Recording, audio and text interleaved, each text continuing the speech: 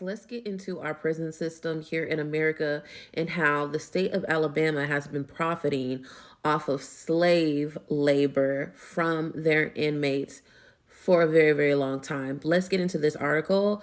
This is crazy. So it says Alabama profits off prisoners who work at McDonald's but deems them too dangerous for parole.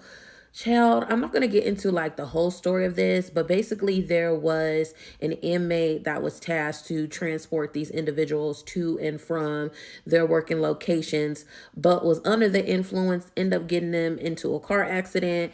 Some people were injured, some people were unalived as a result of that. But let's get into the craziness. Mind you, allegedly, the prison knew about this person and knew this person that was driving had failed drug tests, which is crazy. How are you getting drugs in the prison? But everyone knows there be stuff that going on in the prison, okay? Just don't be thinking just because someone's locked up that they don't have access to civilians and to normalcy out here in these streets, okay? But let's get into this.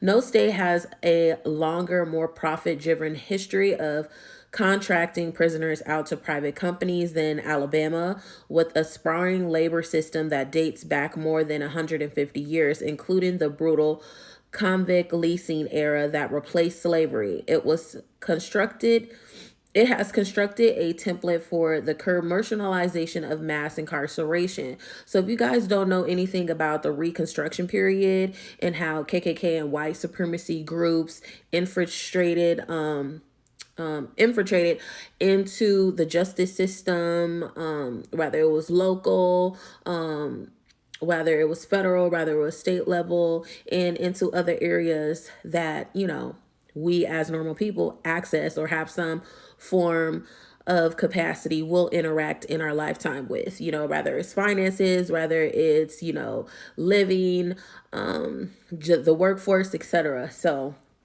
they were very skilled at, yeah, we're releasing you guys from slavery, but we're going to still keep slavery, but we're just going to do mass incarceration, and then we're going to essentially force you guys to work for essentially free labor. They do get paid, but it's nothing, it's pennies. Okay. So let's get into this. So Best Western, Bama Budweiser, and Burger King are among the more than 500 businesses to lease incarcerated workers from one of the most violent, overcrowded, and unruly prison systems in the U.S. in the past 5 years alone. The Associated Press found as part of a 2 year investigation into prison labor. The cheap, reliable labor force has generated more than 250 million for the state since 2000, though money garnished from prisoners' paychecks through money garnished by prisoners' paychecks. Sorry. Most jobs aren't inside facilities where the state inmates who are disproportionately black, why am I not surprised to that, can be sentenced to hard labor and forced to work for free, doing everything from mopping floors to laundry. But more than 10,000 inmates have logged a combined 17 million work hours outside Alabama prison walls since 2018 for entities like city and county governments and businesses that range from major car part manufacturers and meat processing plants to distribution centers for major realtors like Walmart, the AP determined.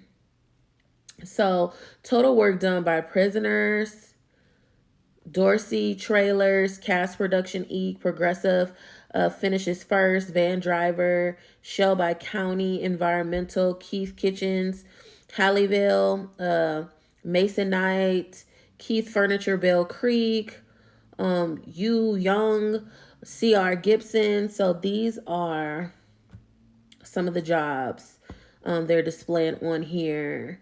Okay. There's like a whole chart and everything. So you guys need to look on this. This is like really crazy. Though they make at least $7.25 an hour, the state what is that? Snipings 40% off the top of their wages and also levies fees, including a $5 a day for rides to their jobs and $15 a month for laundry. Turning down work can jeopardize chances of early release in a state that last year granted parole to only 8% of eligible prisoners. So it's like they're kind of forcing them to work in order to get off of their prison sentence and release. This is crazy. This is slavery. an all-time low and the among the worst nationwide, though the number more than doubled this year after public outcry.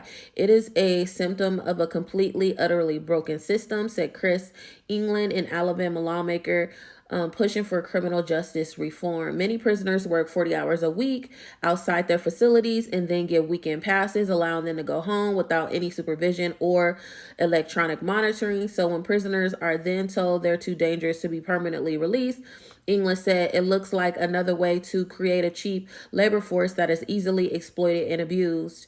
I mean, it's not, it looks, it is. I mean, just reading through this, you're able to see that and tell that. Oh, this is so sad. Um, yeah, get into it. It tells you more about the history and everything like that. So, Alabama, shame on you. Shame on you, shame on you, shame on you, shame on you, shame on you. What is the senators and the House reps and even your local city council, what are you guys doing to rally and to have some reform in the prison system here? Because this is crazy.